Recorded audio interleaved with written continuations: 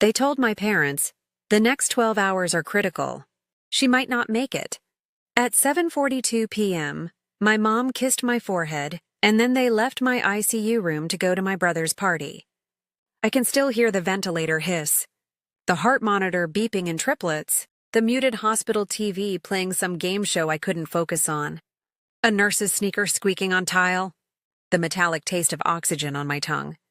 My phone buzzed under my pillow. Jade, my neighbor, whispered through the speaker. They're not answering me either. I scrolled with shaky fingers and saw my mom's Instagram story. Balloon arch. Diego's big night. Posted at 8:14 p.m., geotagged at the Harbor Room. 2. 1 miles from Cedar Ridge Medical Center.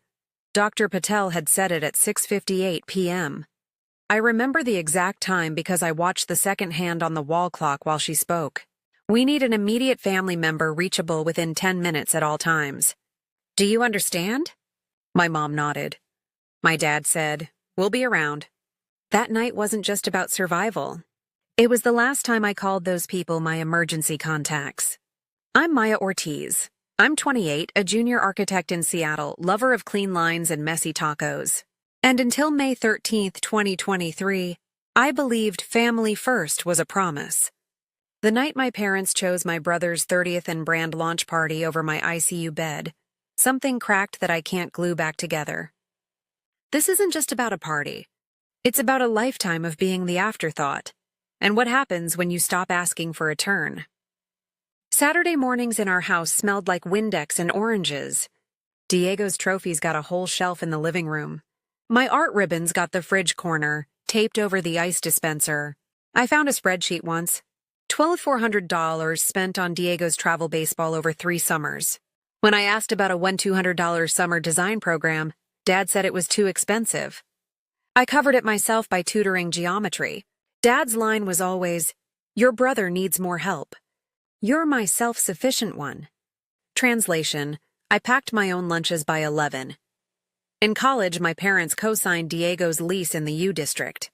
I had to beg for a $600 textbook fund, which I repaid at $50 a month with interest. Yes, interest. I still have the Venmo caption saved. May 2016, interest LOL. Diego's Rep Set fitness app took off on TikTok this year. On 12K followers, Mom learned Canva to make flyers for him. When I won an AIA Regional Sketch Award this April, Mom texted, "Nice," and a thumbs up. I screenshotted it. April 2nd, 2023, 9:43 p.m. Family dinners smelled like lime and cumin. Conversations always bent toward Diego's brand. When I tried to talk about a 3D render, Dad would glance at the Mariners game instead. I wasn't unloved. I was useful. And being useful is a quiet way to disappear. May 13, 2023. 2:47 p.m. car accident at the intersection of Pine and 8th. A delivery truck ran a red light. Airbag dust filled my mouth. The radio was still playing a tinny Dua Lipa hook. I remember thinking, don't sleep. Throws p.m., the 911 audio I later obtained logged female, 28, hypotensive, chi ai wow ow wow, ow yow I. The paramedic said, probable splenic laceration. 3:41 p.m. I arrived at Cedar Ridge Medical Center. The trauma bay light was bright enough to erase shadows. Scissors cutting through my denim. Someone saying, "Maya, squeeze my hand." 4:23 p.m. CT scan. Someone said grade 3 spleen. There was talk of monitoring versus operating room. 2 units O negative. Paper tape on my arm, curling at the edge. 5:52 p.m. ICU admission, room 411B. Wristband, Chen, Maya Ortiz. They misspelled it.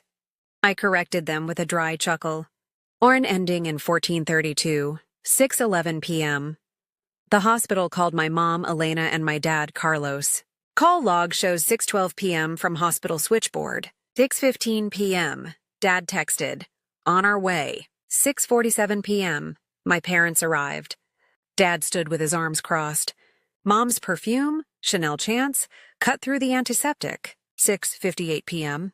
Dr. Lena Patel spoke slowly, making eye contact with each of them. Internal bleeding risk. The next 12 hours are critical. We need family reachable immediately. 7 to 12 p.m. Mom glanced at her Apple Watch. She whispered to Dad, "The harbor room starts at 7.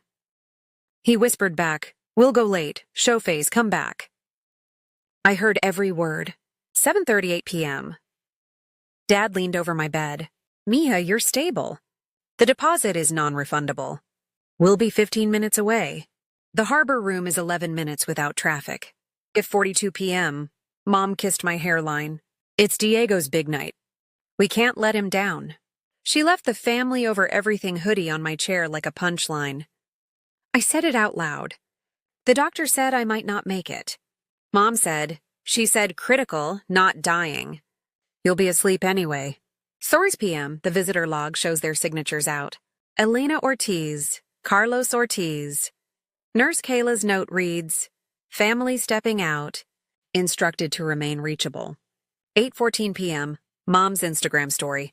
Slow-mo confetti cannon. Caption, "So proud." Tagging our rep set by Diego. I zoomed in. They were smiling under a balloon arch. I called it Plan Blue Wristband, because that plastic band turned into my line in the sand. After I was discharged, I gathered receipts. Screenshots. Mom's Instagram stories at 8:14 p.m., 8:52 p.m., and 10:03 p.m. Her dancing with Dad. Diego on a stage with a mic. A table with the caption, "Non-refundable, no worth it." Visitor log, obtained May 19th. Elena Carlos signed out 7:46 p.m., returned 1:55 a.m. Nurse note at 9:17 p.m. Family not present. Patient anxious. Jade at bedside. My chart message at 6:32 p.m. on May 13th. Dr. Patel to chart. High risk of rebleed overnight. Family informed to remain reachable. Call logs from my phone and Jade's. 11 missed calls to Mom between 8:30 p.m. and 12:06 a.m., straight to voicemail after 9:02 p.m. Focus mode, maybe. Bank statements Mom sent me by accident once in a family email thread on May 10th. $7,500.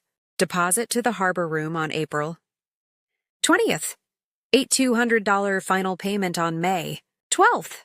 $1,600 to DJ Frequency on May 9th. Subject line, all set for D. Hospital bills. Ambulance $1,986. ICU 2 nights, $18,742 before insurance. X-ray and CT, $3,214. I highlighted the line that reads, Trauma ICU, critical monitoring. May 20th. I notarized a new medical power of attorney naming Jade Rivera. HIPAA release updated.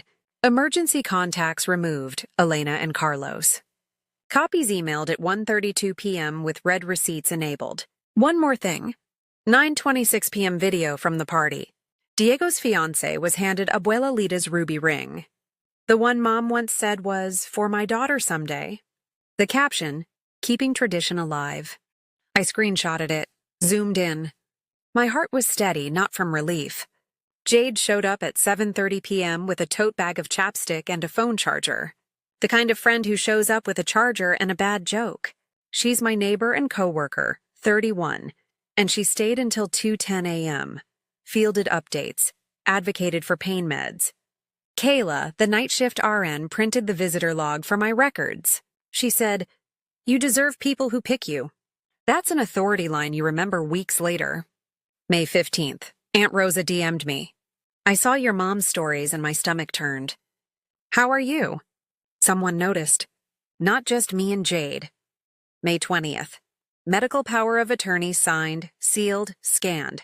A small paper shield went up. May 15th, 9:03 a.m.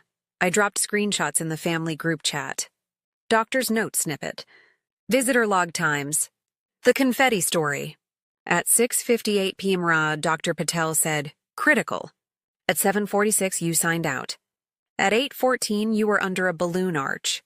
Mom replied first. "You were stable. Nurse said you were doing fine." We checked. She underlined, "We checked." Dad, the deposit was $7,500 non-refundable. We had to show face. We were 10 minutes away? Diego, don't make this about you. That night was years of work. I typed slowly. I became an orphan by choice in a room full of machines. I will never forget that you chose confetti over me. Read receipts flashed. No one answered for 6 hours. Diego posted a gym selfie at 12:22 p.m. Grind never stops. May 28th, 5 p.m., my apartment. The coffee table became a courtroom. The blue wristband. Printed screenshots. Visitor logs. My chart entry. Hospital bill. The notarized medical power of attorney. And a plain white envelope labeled keys. I said, "Before we start, this is being read so I don't get talked over." I read a one-page statement, voice steady. I needed you. You chose not to be reachable. I slid the visitor log across. Signed out at 7:46 p.m. Returned 1:55 a.m. I pointed to my chart. High risk overnight. I held up the Instagram story with the ring. And this? This is what tradition looks like when I'm supposed to get the call if I stop breathing? Dad said, we were right down the street. I said, I called 11 times. Mom said, I thought you'd be asleep. I said I was awake. Alone except for Jade and a nurse who doesn't share my last name.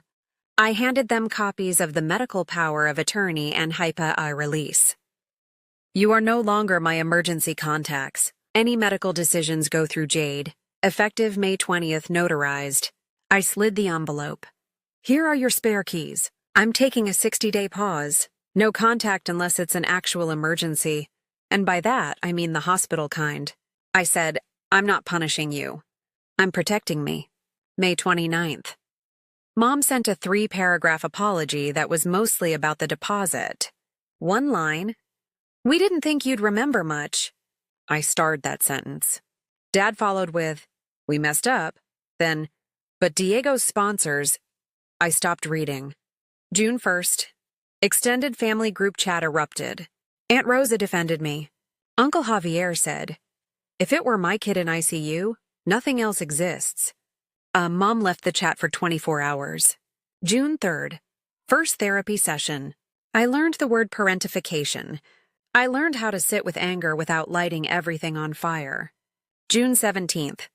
I took pastries to the ICU nurses, room 411B. Kayla said, healing looks good on you. June 22nd, Diego texted, can you help with a $2K shortfall on the merch order? I'll pay you back. I pasted my boundary script. I'm not available for loans, he replied. You've changed. I thought, finally? July 10th. I updated my will kit and beneficiary forms. Total time 2 hours. Cost $79 for a template. Priceless for sleep. I documented everything. Emergency binder created labeled Maya open if needed. August 10th, certified letter arrived. Parents updated their living trust. Diego was executor. I wasn't surprised. I wasn't panicked. I declined to sign anything without review. I sent a one-line reply. Received. No action needed from me. August 25th. I presented at a design review and crushed it. My boss emailed, you've got presents. Ortiz. I forwarded it to Jade with a heart emoji and a burrito gif.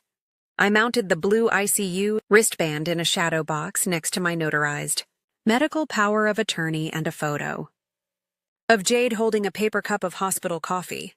It hangs by my front door. September the 2nd. I sat in the hospital's rooftop garden, the city humming below. I breathed the sharp, cold air. I wasn't angry that day. I was sure.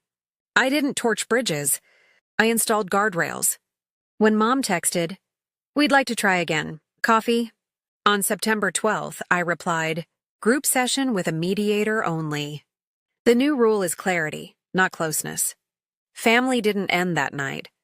The fantasy did. And what's left is real. The people who show up. Here's what I learned. Being the self-sufficient one is not an excuse for people to neglect you. Boundaries aren't revenge. They're instructions. And the people worth keeping will follow them. If you're the afterthought in your own family, you're allowed to be the main character in your own life. Paper your boundaries. Keep the receipts.